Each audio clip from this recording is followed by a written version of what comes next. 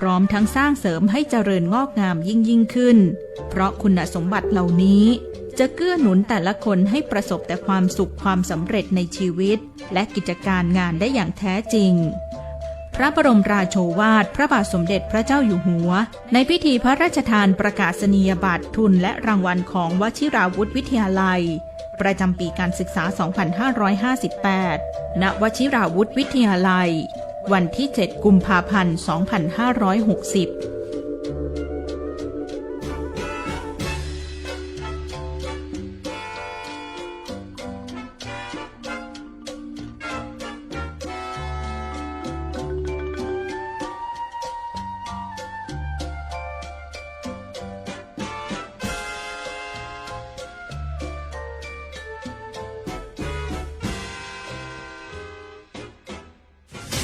ท่านกำลังฟัง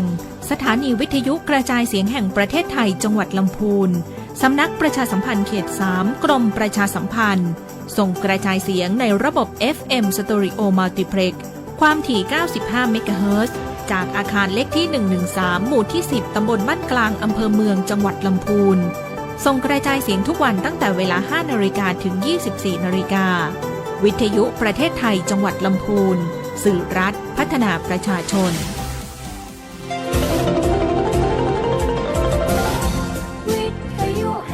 ประเทศไทยให้ความรู้คู่ความสุข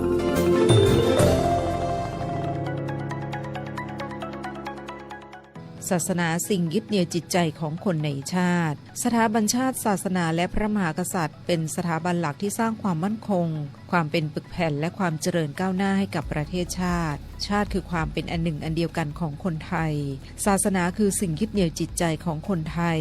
ส่วนพระมหากษัตริย์คือผู้ปกครองบ้านเมืองให้สงบสุขดังนั้นคนไทยทุกคนจึงมีหน้าที่ในการพิทักษ์รักษาสถาบันหลักของชาติให้มีความเข้มแข็งพร้อมทั้งแสดงออกถึงความรักชาติยึดมั่นในหลักธรรมคำสอนของศาสนาและเทิดทูนสถาบันพระมหากษัตริย์โดยความปรารถนาดีจากสำนักงานประชาสัมพันธ์ที่ 3 กรมประชาสัมพันธ์อย่าเพิ่งเชื่ออย่าเพิ่งแชร์อย่าเพิ่งโอนรวมกันสร้างภูมิต้านทานไม่ให้ตกเป็นเหยื่อของข่าวลวงจากมิจฉาชีพรู้หรือไม่ว่าคนไทยถูกหลอกลวงมากเป็นอันดับหนึ่งของเอเชียข่าวลวงข่าวปลอมข่าวบิดเบือนถือเป็นสิ่งที่เกิดขึ้นบ่อยครั้งทั้งข่าวลวงเรื่องสุขภาพข่าวลวงเรื่องการเมืองข่าวลวงที่ทำให้เกิดความเข้าใจผิดต่างๆในยุคที่เทคโนโลยีเข้ามามีบทบาทช่วยให้การใช้ชีวิตของคนในปัจจุบันสะดวกรวดเร็วและง่ายขึ้นทุกคนสามารถรับรู้ข้อมูลข่าวสารที่ต้องการสามารถเป็นผู้ผลิตและเผยแพร่ข้อมูลบนโลกออนไลน์ได้ง่ายหรือแม้แต่การทำธุรกรรมการเงินทางออนไลน์ที่เข้าถึงสะดวกจึงทำให้ข่าวลวงเกิดขึ้นมาในรูปแบบใหม่ๆและพัฒนามากยิ่งขึ้นทำให้ประชาชนอาจถูกหลอกจนเกิดปัญหาตามมามากมายทั้งในเรื่องสุขภาพกายสุขภาพใจรวมไปถึงการสูญเสียทรัพย์สินตรวจสอบข้อมูลข่าวสารก่อนเชื่อและส่งต่อรวมถึงเข้าใจถึงอันตรายที่เกิดขึ้นจากข่าวลวงเพื่อเป็นการเสริมสร้างภูมิต้านทานให้ทุกคนรู้เท่าทันข่าวลวงจากมิจฉาชีพอย่าเชื่ออย่าคุยอย่าโลภอย่าโอนด้วยความปรารถนาดีจากสำนักงานประชาสัมพันธ์ที่ 3 กรมประชาสัมพันธ์จังหวัดลำพูนเปิดช่องทางการสื่อสารประชาสัมพันธ์แจ้งข่าวสารแจ้งเหตุตลอด 24 ชั่วโมง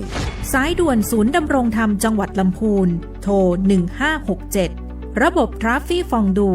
Line แอดทราฟฟี่ฟองดู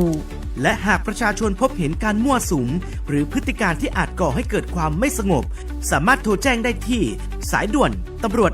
191 หรือที่ทำการปกครองจังหวัดลำพูนโทร 053-511-017 รวมพลังสร้างการมีส่วนร่วมของประชาชนในการพัฒนาจังหวัดลำพูนโดยให้เจ้าหน้าที่รัฐนำปัญหาไปสู่การแก้ไข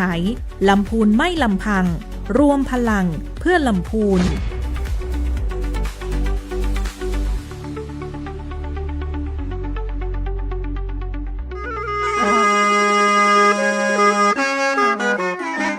สวัสดีเจ้าท่านผู้ฟังเจ้าข้าเจ้าแม่ครูบุญชุมอินทาศิลปินขับซอล้านนาท่านกำลังฟังสวทรปุณคืนนี้มีครอบเจ้าตึงข่าวสารตึงเพลงกำเมืองตลกตึงเพลงปื้นบ้านล้านนาฟังตึงวัน ถึงวันนะเจ้าเนอะม่วนงานแน่นอนเจ้า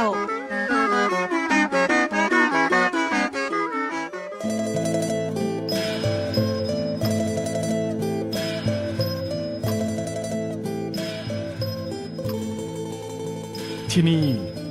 สถานีวิทยุกระจายเสียงแห่งประเทศไทยจังหวัดลำพูนสำนักประชาสัมพันธ์เขต 3 กรมประชาสัมพันธ์ส่งกระจายเสียงในระบบ FM Stereo Multiplex ความถี่ 95 เมกะเฮิรตซ์ช่วงเวลาจากนี้ไปเชิญท่านติดตามรับฟังรายการสภาเกษตรกรพบประชาชนครับ สวัสดีครับผู้รับชมรับฟังทุกท่านครับกลับมาพบกันอีกครั้งหนึ่งกับสภาเกษตรกรจังหวัดลำพูนในรายการสภาเกษตรกรพบประชาชนกับผมเฮงกี้แมนชัยชนะคินทิครับหัวหน้าส่วนยุทธศาสตร์การเกษตรสำนักงานสภาเกษตรกรจังหวัดลำพูนแน่นอนครับเรามาทั้งทีนี้เราก็ต้องมีข่าวสารดีๆมาเสิร์ฟตรงถึงประตูบ้านท่านเช่นเคยแน่นอนผ่านช่องทางนี้ครับสถานีวิทยุกระจายเสียงแห่งประเทศไทยจังหวัดลำพูนกรมประชาสัมพันธ์เขต 3 นะครับกรมประชาสัมพันธ์ซึ่งผ่านคลื่นความถี่ FM 95 เมกะเฮิรตซ์นะครับจะออกอากาศทุกวันพุธที่ทุกวันพุธสัปดาห์เว้นสัปดาห์นะครับเพราะว่า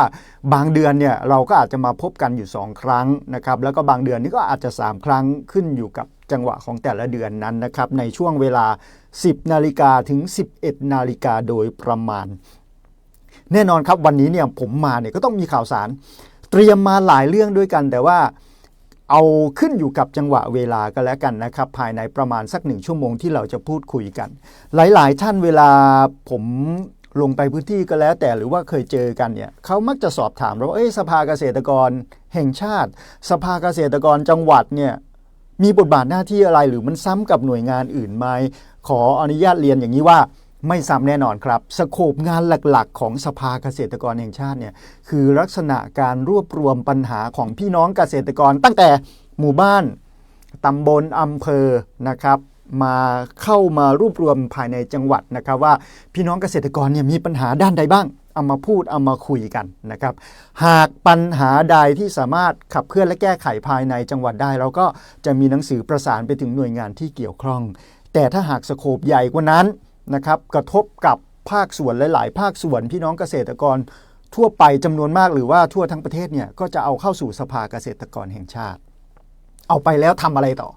สภาเกษตรกรแห่งชาติก็จะมากลั่นกรองครับข้อมูลต่างๆเนี่ยให้ตรงให้มีแนวทางต่างๆที่สามารถนำไปยื่นให้กับนายกรัฐมนตรีนะครับเมื่อทางนายกรัฐมนตรีเห็นชอบว่าเรื่องนี้เนี่ยมีความสนใจแล้วก็มีผลกระทบต่อพี่น้องเกษตรกรหมู่มากก็จะนำเรียนให้กับคณะรัฐมนตรีพิจารณาต่อไปเราคือสายตรงเลยนะครับสายตรงเพราะว่าสภาเกษตรกรแห่งชาตินี้ขึ้นอยู่กับสำนักนายกรัฐมนตรีนะครับก็ถือว่าในช่วงที่ผ่านมาเนี่ยสภาเกษตรกรขับเคลื่อนงานในหลายๆส่วนในหลายๆมิตินะครับหลากหลายมิติเลยไม่ว่าจะเป็นด้านพืชด้านสัตว์ด้านประมงก็ดีนะครับหลากหลายอย่างเห็นได้ชัดก็จะมีเรื่องปาล์มน้ำมันเรื่องข้าวก็ดีเรื่องยางพาราก็ดีที่มีขับเคลื่อนมานะครับแต่ว่าด้วยความที่ว่าสภาเกษตรกรเนี่ยเป็นหน่วยงานที่เสนอนะครับเสนอเพื่อการแก้ไขปัญหาเสนอแนวทางนะครับต่อสำนักนายกรัฐมนตรีนะครับอันนี้เป็นสโคปคร่าวๆซึ่งสภาเกษตรกรจังหวัดลำพูนของเราอยู่ที่ไหนมีคนถามตลอดครับเราอยู่ที่ว่าการอำเภอป่าซางนะครับจะอยู่ปีกด้านหลังนะครับติดกับตึกของอสนะครับไปพูดคุยกันที่นั่นได้หรือว่ามีเรื่องราวร้องทุกข์เรื่องราวที่พี่น้องเกษตรกรมีผลกระทบเนี่ยอยากจะให้สภาเกษตรกรช่วยให้สภาเกษตรกรร่วมด้วยช่วยคิดก็ขออนุญาตเข้าไปพูดคุยกันนะครับจะได้มีหลักฐานจะได้มีข้อมูลที่ตรงแล้วก็ชัดเจนแล้วก็ประสานให้ท่านต่อเนื่องได้ครับอันนี้ขอฝากไว้นะครับสภาเกษตรกรแห่งชาติเนี่ยช่วงที่ผ่านมาครับมีการหารือรองนายกนะครับรองเลขาธิการนายกรัฐมนตรีเพื่อขับเคลื่อนแผนพัฒนานะครับแผนแม่บทพัฒนาเกษตรกรรมฉบับใหม่ เพื่อหวังยกระดับให้กับพี่น้องเกษตรกรไทยนะครับในวันที่ 14 พฤษภาคมที่ผ่านมาครับทางท่านนายฤทธิ์จำเรนี่ประธานสภาเกษตรกรแห่งชาติครับพร้อมนายกิตติพลตะพานแก้วประธานสภาเกษตรกรจังหวัดลพบุรีท่านณรงค์รัตน์ม่วงประเสริฐเลขาธิการสภาเกษตรกรแห่งชาตินะครับแล้วก็คณะผู้บริหารสำนักงานสภาเกษตรกรแห่งชาติเนี่ยก็ได้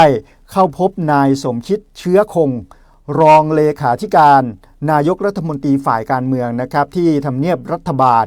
เพื่อหารือแนวทางในการขับเคลื่อนแผนแม่บทเพื่อพัฒนาเกษตรกรรมฉบับที่ 2 ของสภาเกษตรกรแห่งชาตินะครับโดยแผนแม่บทนี้นะครับถือว่าเป็นยุทธศาสตร์สำคัญที่มุ่งสร้างความเข้มแข็งให้กับพี่น้องเกษตรกรไทยโดยมีเป้าหมายในการเพิ่มประสิทธิภาพการผลิตการลดต้นทุนการปรับตัวต่อการเปลี่ยนแปลงของสภาพอากาศและการสร้างรายได้ที่ยั่งยืนนะครับโดยเน้นการส่งเสริมการรวมกลุ่มของเกษตรกรการพัฒนาตลาดและช่องทางการเข้าถึงตลาดตลอดจนการบริหารจัดการทรัพยากรทางการเกษตรอย่างมีประสิทธิภาพภายใต้กรอบแนวความคิด1หลัก2ฐาน3ทิศ11ทางและ32วิถีนะครับที่ได้ยึดหลักปรัชญาเศรษฐกิจพอเพียงเป็นแกนหลักในการพัฒนานะครับการหารือในครั้งนี้ครับสะท้อนถึงความมุ่งมั่นของสภาเกษตรกรแห่งชาตินะครับในการผลักดันนโยบายสู่การปฏิบัติที่แท้จริงและเป็นก้าวสำคัญในการเสริมสร้างความมั่นคงและยั่งยืนให้กับภาคเกษตรกรไทยในอนาคตด้วยนะครับสืบเนื่องจากแผนแม่บทนี้นะครับซึ่งเมื่อวานร้อนๆเลยเมื่อวานนะครับเราสภาเกษตรกรจังหวัดลำพูนของเราเนี่ยนี่ก็ได้เข้าไปร่วมขับเคลื่อนแผนแม่บทพัฒนาเกษตรกรรมฉบับที่2นะครับที่เทศบาลตำบลป่าไผ่อำเภอลี้จังหวัดลำพูนของเรามีกลุ่มเป้าหมายเนี่ยเกษตรกรที่เข้ามาร่วมเนี่ยครับคลั่งมากแน่นห้องประชุมครับ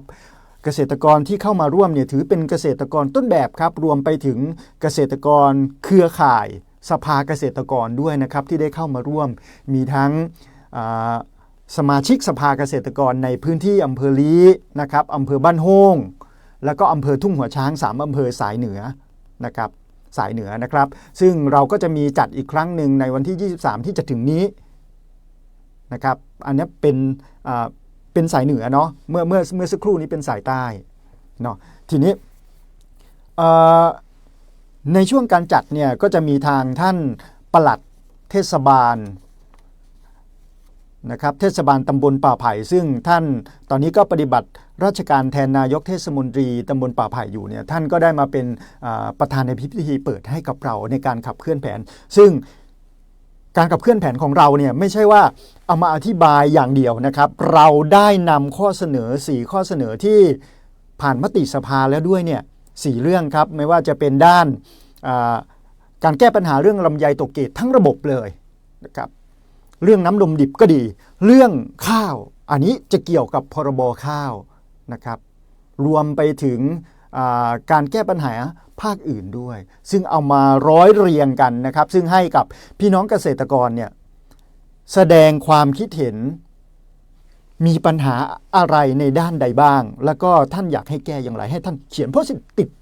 ติดแล้วก็สภาของเราก็จะกลับเอาเก็บมารวบรวมมาวิเคราะห์มาสังเคราะห์เพื่อให้สอดคล้องแล้วก็ทำเป็นข้อเสนอ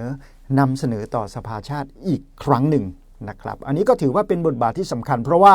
ถ้าหากเราไม่ลงไปในพื้นที่โดยตรงนะครับพี่น้องเกษตรกรในพื้นที่ระดับหมู่บ้านระดับตำบลเนี่ยถ้าเขาไม่สะท้อนปัญหามาเนี่ยผมรับรองได้ว่าไม่มีใครแก้ได้นะครับเมื่อเราได้ข้อมูลเหล่านี้ปัญหาเหล่านี้มาเนี่ยเราจะสามารถนำมาแก้ปัญหาได้ตรงจุดตรงที่คันนะครับคันที่ไหนเกาที่นั่นอันนี้ก็ถือว่าเป็นบทบาทที่ค่อนข้างสำคัญนะครับเกษตรกรก็จะมีความมั่นใจมากยิ่งขึ้นว่าเวลาเราทำออกไปแล้วเนี่ยมันสามารถตอบโจทย์พี่น้องเกษตรกรได้จริงๆนะครับรวมไปถึงในอย่างเก่าถึงในช่วงที่ผ่านมานะครับในช่วงเดือนพฤศจิกายนปี67ที่ผ่านมานี่เองเนี่ยเราก็ได้ยื่นข้อเสนอให้กับทางคณะกรรมาธิการนะครับเกษตรและสหกรณ์วุฒิสภาไป5เรื่องด้วยกันนะครับซึ่งเป็นเรื่องที่สอดคล้องกับบริบทของจังหวัดลำพูนของเราโดยตรงเลยภาคการเกษตรโดยตรง ยื่นให้ท่าน แล้วก็ได้นำเข้าพิจารณาในวาระการประชุมของคณะอนุกรรมการวุฒิสภาด้วยนะครับในเรื่องแหล่งน้ำกับเรื่องป่าไม้อันนั้นก็ดำเนินไปอยู่นะครับอันนี้ฝากไว้นะครับเรื่องที่3ครับครม.เนี่ยรับข้อเสนอของสภาเกษตรกรเพิ่มประสิทธิภาพการกักเก็บน้ำนอกเขตชลประทานเรื่องนี้สำคัญนะครับเพราะว่าเขตชลประทานถ้าน้ำดีเนี่ยพี่น้องเกษตรกรก็มีน้ำทำการเกษตรอุปโภคบริโภคได้อย่างดีแต่ว่าถ้านอกเขตเนี่ยอันนี้จะลำบากสักนิดหนึ่งซึ่งเป็นสิ่งที่เรากังวลร่วมกันไม่ว่าจะเป็นสภาเกษตรกรจังหวัดก็ดีหรือสภาเกษตรกรแห่งชาติผมเชื่อว่าทุกจังหวัดในประเทศไทยปัญหาเรื่องนี้เนี่ยมีทุกที่นะครับต้องร่วมด้วยช่วยกันแก้จังหวัดแก้ส่วนหนึ่งก็ต้องระดับชาติระดับการบริหารครับที่จะต้องแก้ไขร่วมกันเป็นองคาพยพบูรณาการร่วมกันทุกภาคส่วนนะครับเพื่อให้พี่น้องเกษตรกรของเราเนี่ย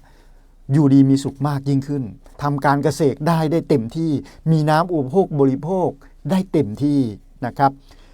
เนื้อหาครับในวันที่8เมษายนเนี่ยท่านแพทองธารชินวัตรครับนายกรัฐมนตรีได้เป็นประธานการประชุมคณะรัฐมนตรีณห้องประชุม501ตึกบัญชาการ1ทำเนียบรัฐบาลครับโดยมีมติในที่ประชุมให้รับทราบร่างข้อเสนอการเพิ่มประสิทธิภาพการกักเก็บน้ำในแหล่งน้ำเขตนอกเขตชลประทานตามที่สภาเกษตรกรแห่งชาติได้เสนอนะครับทางนี้ครับครม.ได้มอบหมายให้กระทรวงเกษตรและสหกรณ์กระทรวงมหาดไทยนำเรื่องดังกล่าวไปพิจารณาร่วมกับกระทรวงทรัพยากรธรรมชาติและสิ่งแวดล้อมสำนักทรัพยากรน้ำแห่งชาติและหน่วยงานที่เกี่ยวข้องโดยให้นำความเห็นของหน่วยงานต่างๆไปประกอบพิจารณาดำเนินการต่อไปร่วมกันนะครับจากข้อมูลเนี่ยแสดงให้เห็นว่าประเทศไทยนะครับมีพื้นที่ในการเกษตรทั้งหมดประมาณ 149.2 ล้านไร่ครับโดยมีพื้นที่เพียง 32.75 ล้านไร่เท่านั้นเองที่อยู่ในเขตชลประทานขณะที่มีพื้นที่นอกเขตชลประทานสูงถึง 116.45 ล้านไร่หรือประมาณ 78% ของพื้นที่เกษตรทั้งหมดเลยนะครับก็ถือว่าเยอะมากๆนะครับซึ่งต้องอาศัยน้ำฝนและแหล่งน้ำธรรมชาติที่เป็นหลักข้อเสนอที่สภาเกษตรกรแห่งชาติมีวัตถุประสงค์ก็เพื่อบรรเทาปัญหาการขาดแคลนน้ำภาคเกษตรกรรมของเกษตรกรทั่วประเทศครับซึ่งแบ่งออกมาเป็น2ทางหลักๆทางที่1ครับการเพิ่มประสิทธิภาพการกักเก็บน้ำในแหล่งน้ำนอกเขตชลประทานและการปรับปรุงแหล่งน้ำในไร่นานอกเขตชลประทานร่วมกับการจัดทำธนาคารน้ำใต้ดินระบบเปิดมุ่งเน้นการปรับปรุงบ่อที่ไม่สามารถกักเก็บน้ำได้เพิ่มประสิทธิภาพในไร่นอกเขตชลประทานเดิมและเติมน้ำสะอาดลงสู่ชั้นบาดาลอย่างยั่งยืนข้อที่2ครับการทำฝายชะลอน้ำและส่งเสริมการทำฝายแหล่งต้นน้ำเพื่อเติมน้ำเข้าสู่ธนาคารน้ำใต้ดินและเพิ่มปริมาณน้ำใต้ดินให้เกิดความสมดุลนะครับทางนี้ครับหน่วยงานที่เกี่ยวข้องที่ได้รับความเห็นเพิ่มเติมที่สำคัญก็มีทั้งกระทรวงเกษตรครับเสนอให้มีการคัดเลือกพื้นที่นำร่องเพื่อทดสอบประสิทธิภาพก่อนขยายผลกระทรวงทรัพยากรแนะนำให้เลือกใช้วัสดุก่อสร้างที่เป็นมิตรกับสิ่งแวดล้อมในการทำฝายต้นน้ำเพื่อหลีกเลี่ยงผลกระทบต่อระบบนิเวศในระยะยาวและสำนักงานสภาพัฒนาการเศรษฐกิจและสังคมแห่งชาติครับเน้นย้ำให้การจัดสรรงบประมาณเป็นไปตามระเบียบอย่างเคร่งครัดโครงการนี้ครับเป็นความหวังของเกษตรกรในพื้นที่นอกเขตชลประทานที่มักประสบปัญหาภัยแล้งในช่วงฤดูแล้งหรือฝนทิ้งช่วงและประสบปัญหาน้ำท่วมในช่วงฤดูฝนเนื่องจากขาดระบบการบริหารจัดการน้ำที่มีประสิทธิภาพเห็นได้ชัดครับว่าการขับเคลื่อนของสภาเกษตรกรเนี่ยจะมุ่งเน้นในหลายมุมมองในหลายมิตินะครับซึ่ง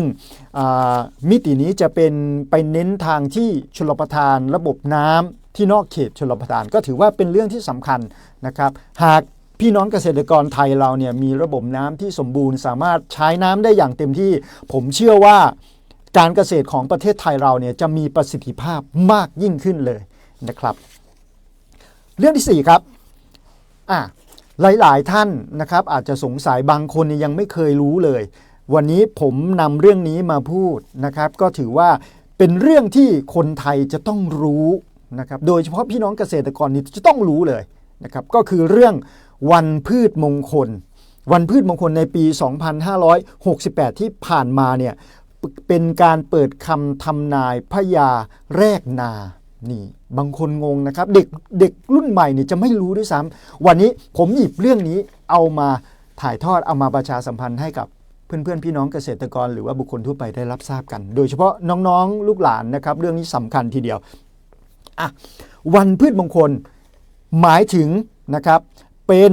วันที่กำหนดพระราชพิธีจรดพระนางคันแรกนาขวัญครับเป็นพระราชพิธีเก่าแก่ตั้งแต่โบราณมาที่เสริมสร้างขวัญและกำลังใจให้กับพี่น้องเกษตรกรของชาติไทยนะครับเพื่อเป็นการระลึกถึงความสำคัญของเกษตรกรที่มีต่อเศรษฐกิจไทย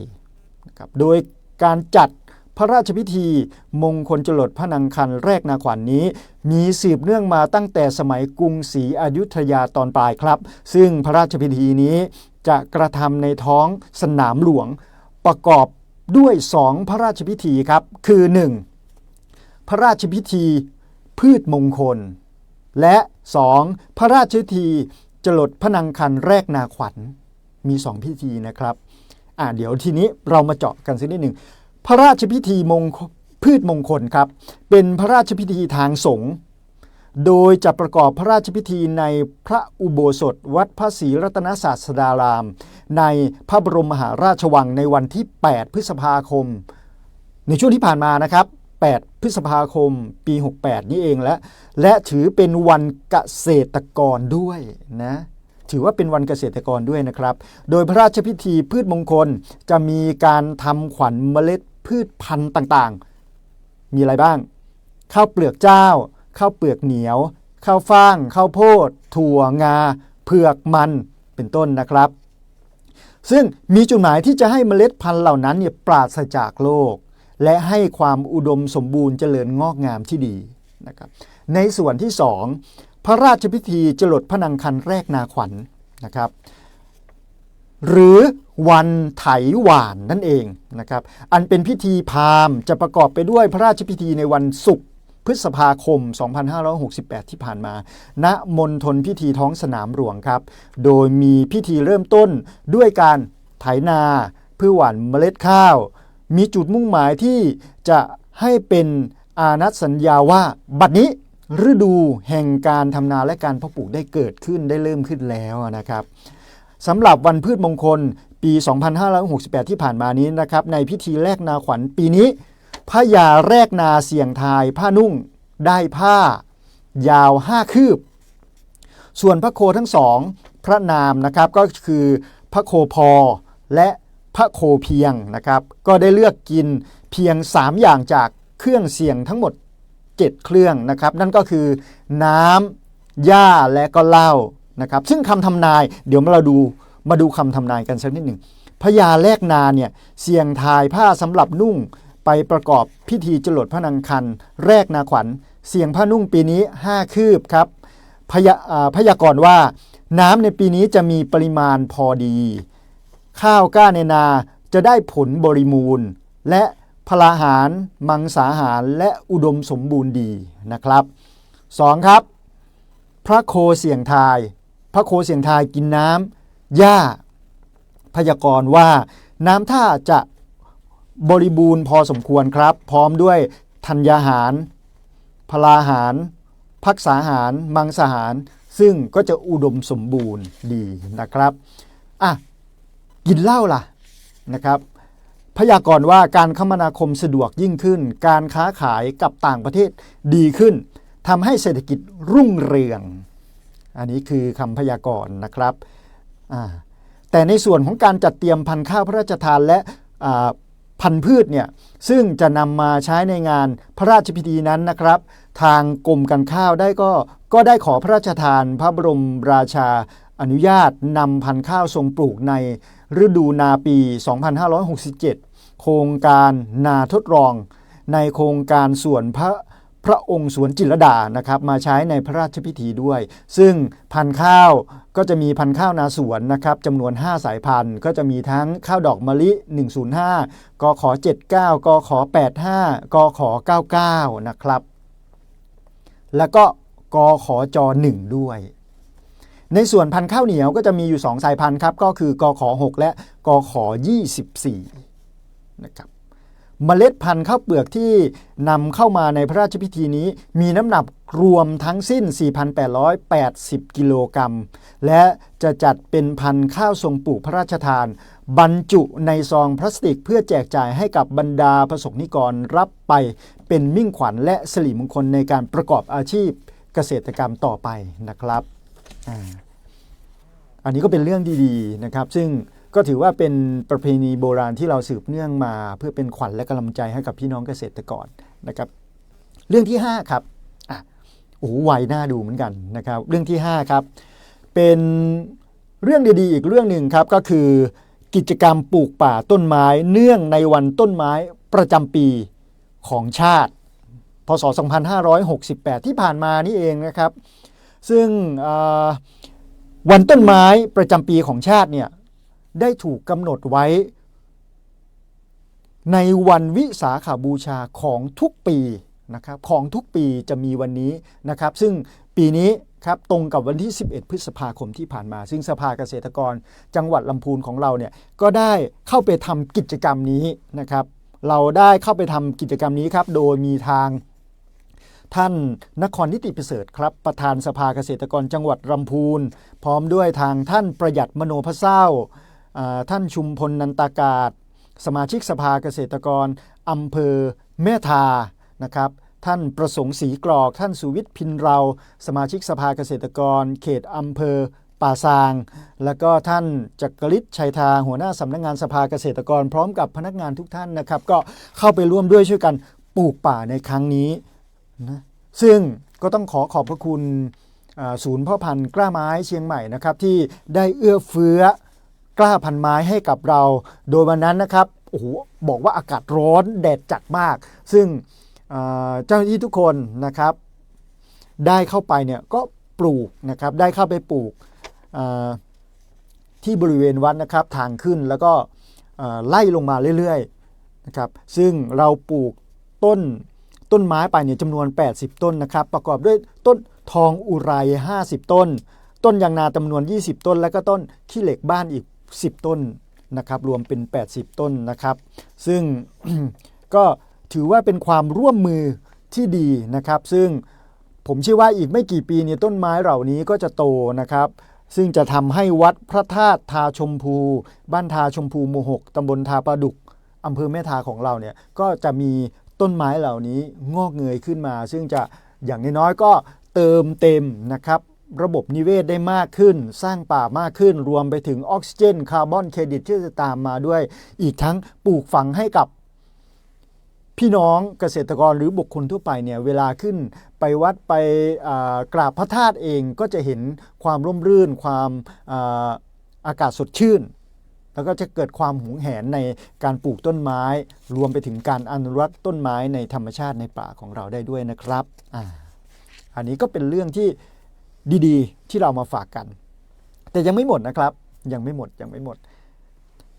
มีอีกเรื่องทุกวันนี้เนี่ยผมเชื่อว่านะหลีกเลี่ยงไม่ได้เลยกับราคาพืชผลมีอะไรบ้าง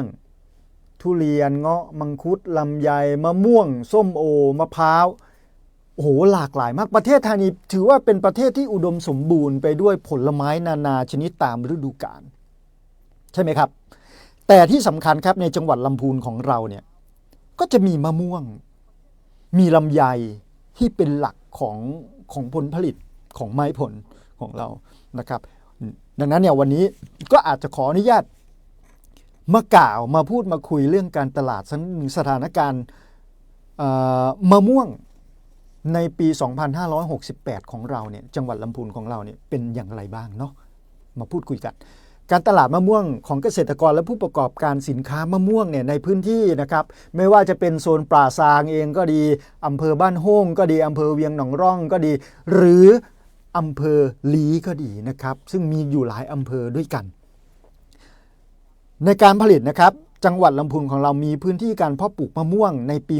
68มีพื้นที่เพาะปลูกอยู่ประมาณ 40,079 ไร่ครับปริมาณผลผลิตรวมอยู่ที่ 44,700 กว่าตันนะครับซึ่งถือว่าเพิ่มขึ้นจากปีที่ผ่านมานี่ประมาณ 15.11% นะครับเนื่องจากสภาพอากาศในช่วงออกดอกและติดผลเอื้ออำนวยต่อการเจริญเติบโตของมะม่วงครับประกอบกับในฤดูกาลที่ผ่านมาเนี่ยมะม่วงมีราคาดีนะครับส่งผลให้เกษตรกรเนี่ยบำรุงดีนะครับดูแลดีก็ต้นมะม่วงของเราก็เลยติดดอกออกผลค่อนข้างดีนะครับซึ่งผลผลิตจะออกสู่ตลาดในช่วงประมาณสักพฤษภาก็คือเดือนนี้นะพฤษภาจนถึงสิงหาคมไล่ๆไปเรื่อยๆนะครับโดยเป็นการผลิตมะม่วงหลากหลายสายพันธุ์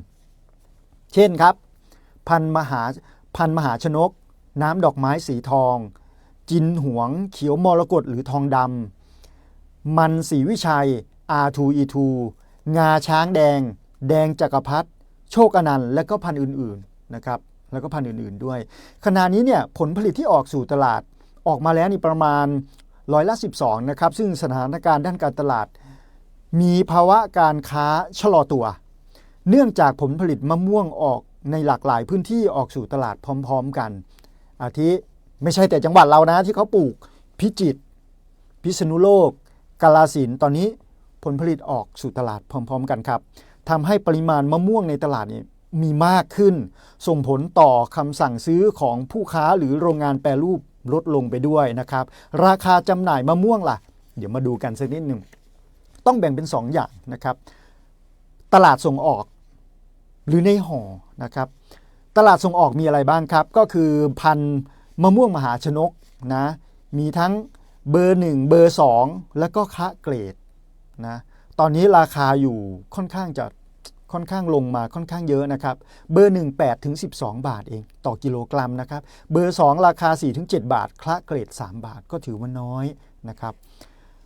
พันธุ์ที่ส่งออกอีกอันนึงก็คือพันธุ์จินหงพันธุ์ R2E2 พันธุ์งาช้างแดงแดงจักรพรรดินะครับซึ่งมีอยู่5 ตัวที่ส่งออกกันค่อนข้างเยอะนะครับตลาดภายในประเทศล่ะส่วนใหญ่ประเทศไทยเราเนี่ยบริโภคมะม่วงพันธุ์อะไรบ้างครับมหาชนกครับงาช้างแดงแดงจักรพรรดิจินหงและก็ R2E2 นะครับ R2E2 นะแต่ทีนี้เนี่ยเมื่อราคามันลดลงขนาดนี้เนี่ยมันน่าเสียดายเพราะว่าเกษตรกรอุตสาห์ดูแลดีบำรุงดีนะครับเอาใจใส่ดีขึ้นเพราะว่าราคาเมื่อปีที่แล้วดีแต่ส่งผลมาปีนี้ครับผลผลิตดีผลผลิตเยอะแต่ราคาถูกลงแนวทางแก้ปัญหาเบื้องต้นก็อาจจะต้อง1แหละต้องเน้นการแปรรูปมากยิ่งขึ้นครับเมื่อส่งออกได้น้อยขายหน้าสวนได้น้อยนะครับขายในประเทศได้น้อยทำไงก็ต้องแปรรูปเน้นแปรรูปมากยิ่งขึ้นนะครับ2ก็ต้องปลูกเชิงปานีตปลูกน้อยได้มากนะครับปลูกน้อยได้มากเพื่อลดต้นทุนนะครับ3ก็คือลดต้นทุนทุกระบบในการปลูกทำไงดีลดแรงงานก็ต้องใช้แรงงานตัวเองมากยิ่งขึ้นใช่ไหมครับลดปุ๋ยนะครับผสมปุ๋ยเองเน้นการใช้ปุ๋ยที่หมักเองที่ทำเองนะครับซึ่งผมคิดว่าข้อมูลในการผลิตปุ๋ยเหล่านี้เนี่ย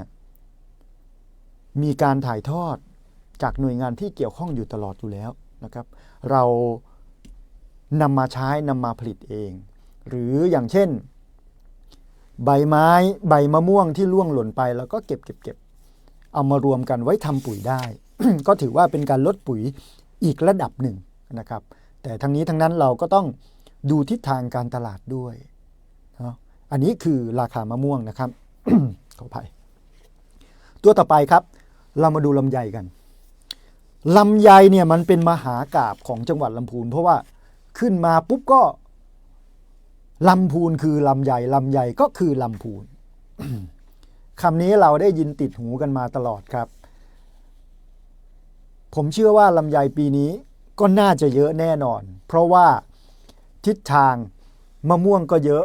ลำไยนะครับลำไยก็ต้องเยอะเนื่องจากว่าอากาศเหมาะสมการติดดอกเยอะนะครับการติดดอกเยอะ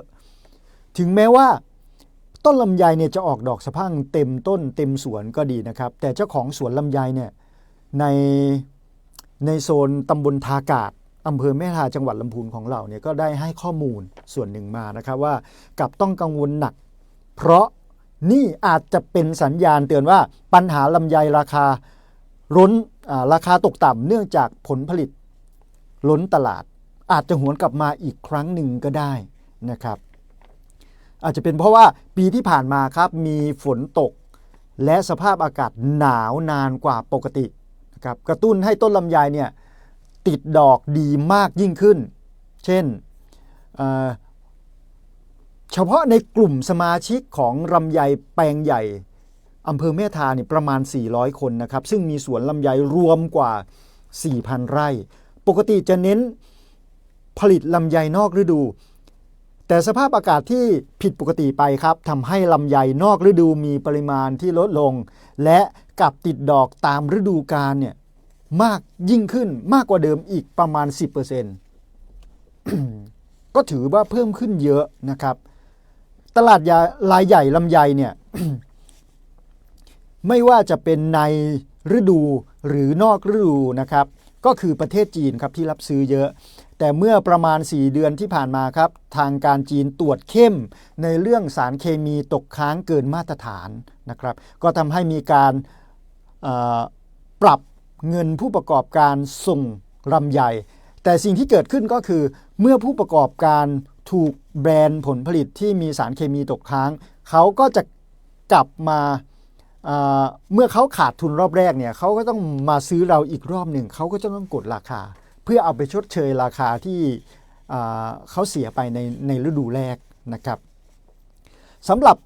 การเตรียมรับมือปัญหาราคาลำไยตกต่ำนะครับสิ่งที่สำคัญนอกจากการหาตลาดต่างประเทศแล้วเนี่ย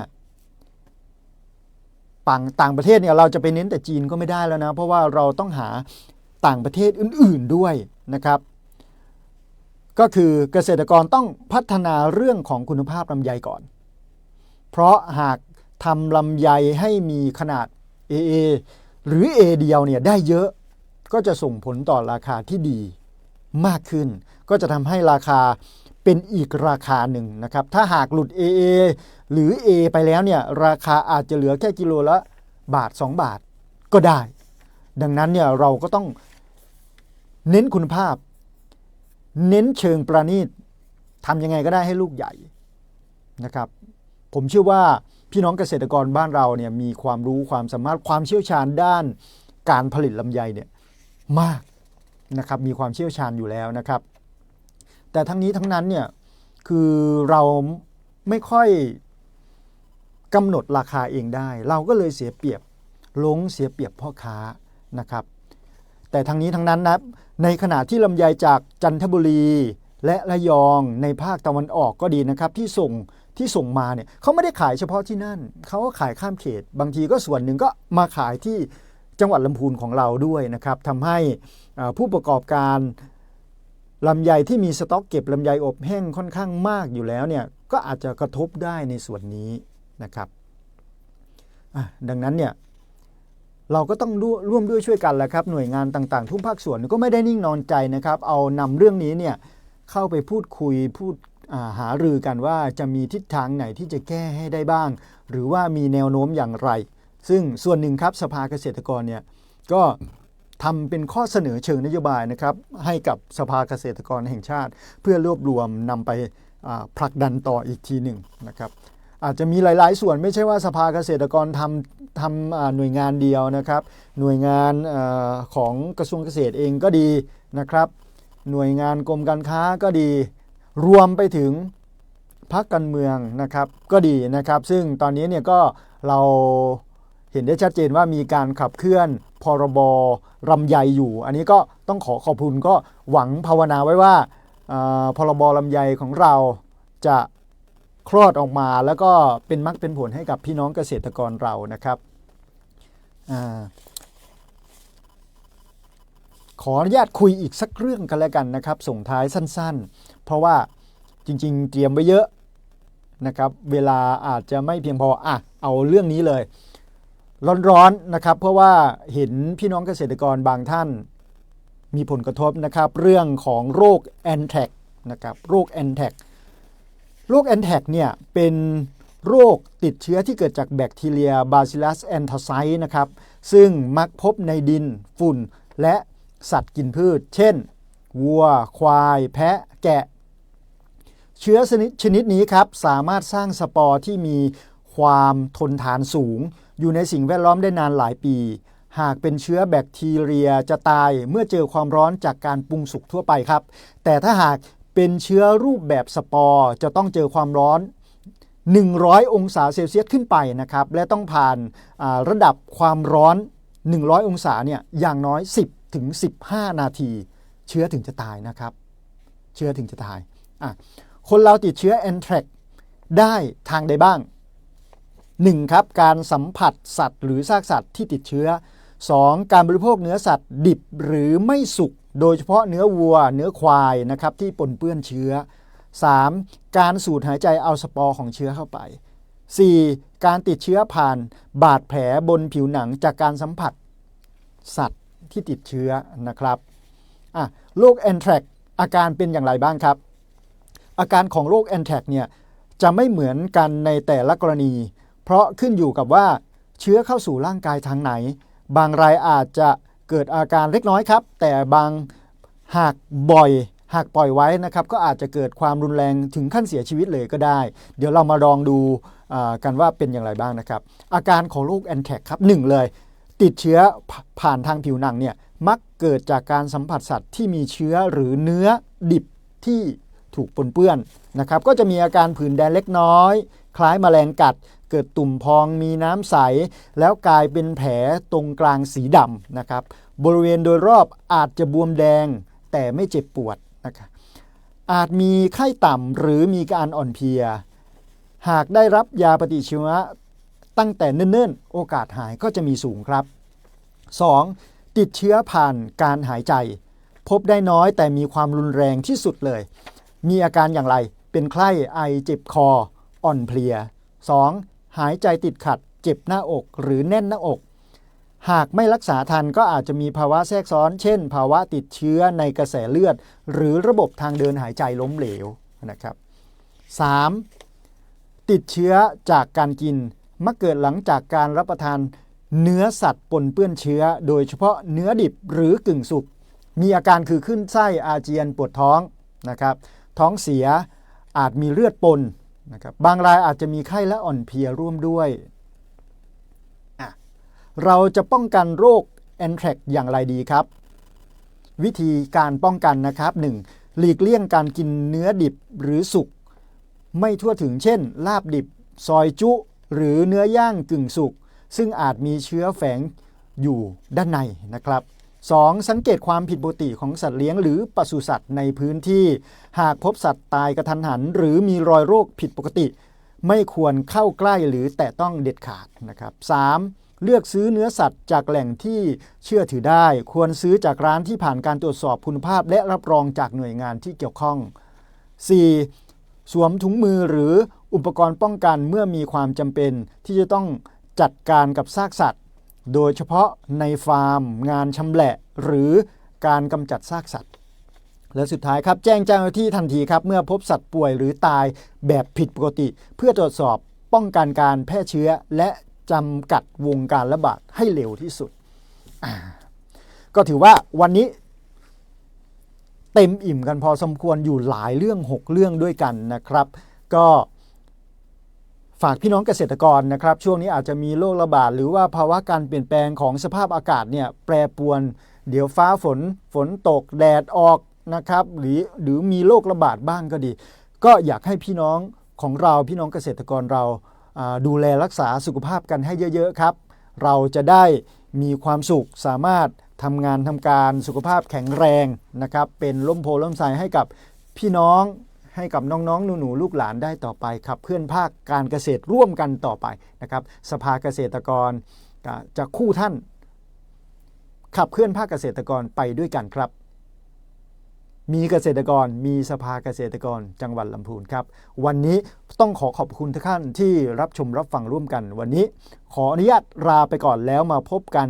อีกเว้นสัปดาห์หนึ่งในวันพุธหน้าวันพุธต่อไปเนาะเดี๋ยวเรามาเจอกันอีกทีวันนี้ขอบพระคุณทุกท่านครับสวัสดีครับ